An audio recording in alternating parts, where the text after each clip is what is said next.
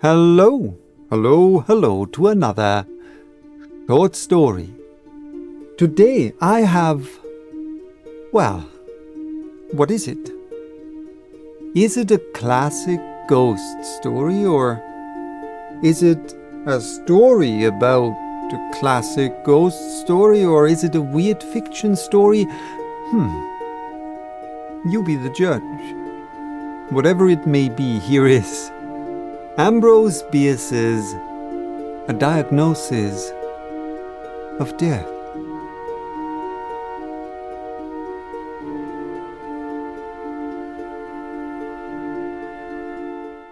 I'm not so superstitious as some of your physicians, man of science as you are pleased to be called, said Hoyer, replying to an accusation that had not been made. Some of you, only a few I confess, believe in the immortality of the soul and in apparitions, which you have not the honesty to call ghosts. I go no further than a conviction that the living are sometimes seen where they are not, but have been, where they have lived so long, perhaps so intensely as to have left their impress on everything about them. I know, indeed, that one's environment may be so affected by one's personality as to yield long afterward an image of oneself to the eyes of another. Doubtless the impressing personality has to be the right kind of personality, as the perceiving eyes have to be the right kind of eyes. Mine, for example? Yes, the right kind of eyes, conveying information to the wrong kind of brain, said Dr. Fraley, smiling. Thank you. One likes to have an expectation gratified.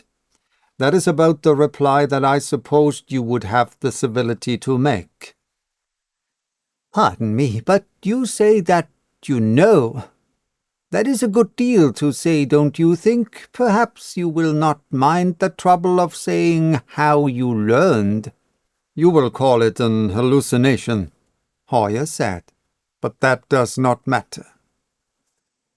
And he told the story.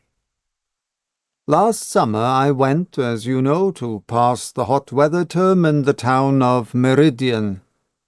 The relative at whose house I had intended to stay was ill, so I sought other quarters. After some difficulty I succeeded in renting a vacant dwelling that had been occupied by an eccentric doctor of the name of Mannering, who had gone away years before, no one knew where, not even his agent. He had built the house himself, and had lived in it with an old servant for about 10 years. His practice, never very extensive, had after a few years been given up entirely. Not only so, but he had withdrawn himself almost altogether from social life and become a recluse.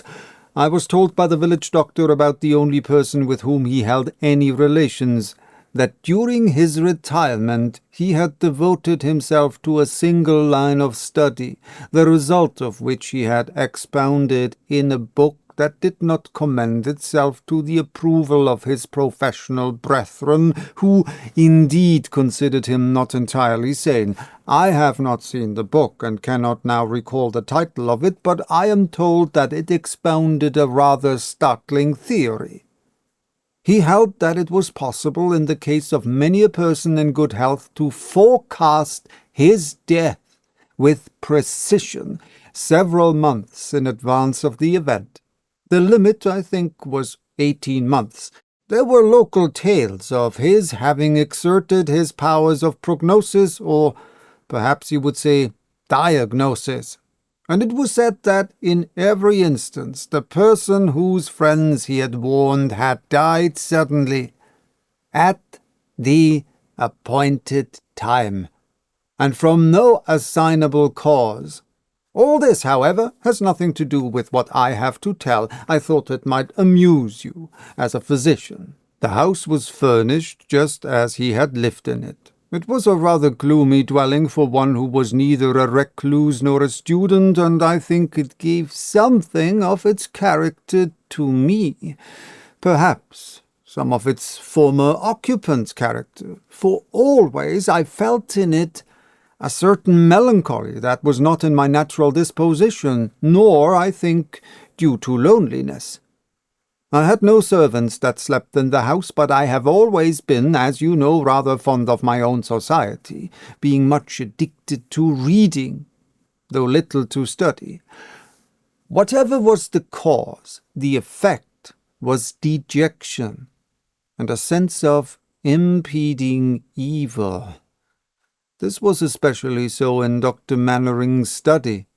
Although that room was the lightest and most airy in the house, the doctor's life-size portrait in oil hung in that room and seemed completely to dominate it.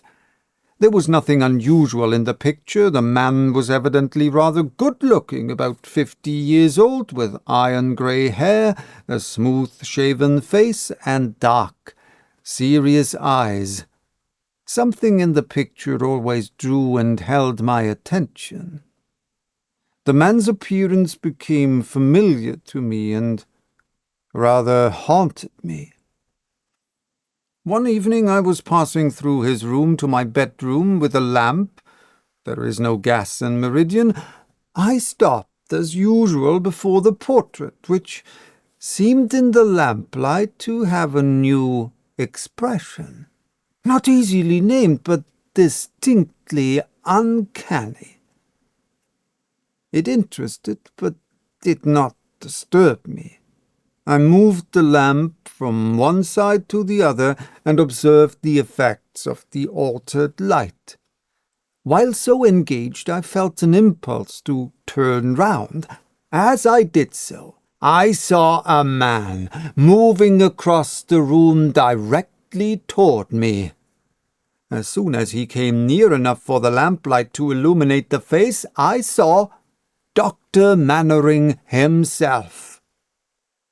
It was as if the portrait were walking.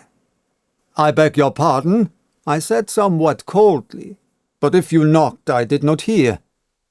He passed me with an arm's length, lifted his right forefinger as in warning, and without a word went on out of the room, though I observed his exit no more than I had observed his entrance. Of course, I need not tell you that this was what you will call an hallucination, and I call it an apparition. The room had only 2 doors, of which one was locked. The other led into the bedroom, from which there was no exit. My feeling on realizing this is not an important part of the incident. Doubtless, this seems to you a very commonplace ghost story, one constructed on the regular lines laid down by the old masters of the art. If that were so, I should not have related it, even if it were true. The man was not dead. I met him today in Union Street. He passed me in a crowd. Hoyer had finished his story, and both men were silent. Dr. Fraley absently drummed on the table with his fingers. "Did he say anything today?" he asked. "Anything from which you inferred that he was not dead?" Hoyer stared and did not reply. "Perhaps," continued Fraley, "he made a sign, a gesture, lifted a finger as in warning. It's a trick he had a habit when saying something serious, announcing the result of a diagnosis, for example." "Yes, he did, just as his apparition had done, but good God, did you ever know him?" Hoyer was apparently growing nervous. "I knew him. I have read his book, as will every physician some day. It is one of the most striking and important of the century's contributions to medical science. Yes, I knew him. I attended him in an illness 3 years ago. He died."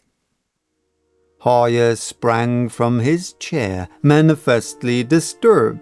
He strode forward and back across the room, then approached his friend and, in a voice not altogether steady, said, Doctor, have you anything to say to me as a physician? No, Hoyer. You are the healthiest man I ever knew. As a friend, I advise you to go to your room. You play the violin like an angel. Play it. Play something light and lively. Get this cursed bad business off your mind. The next day, Hoyer was found dead in his room, the violin at his neck, the bow upon the strings, his music open before him at Chopin's funeral march.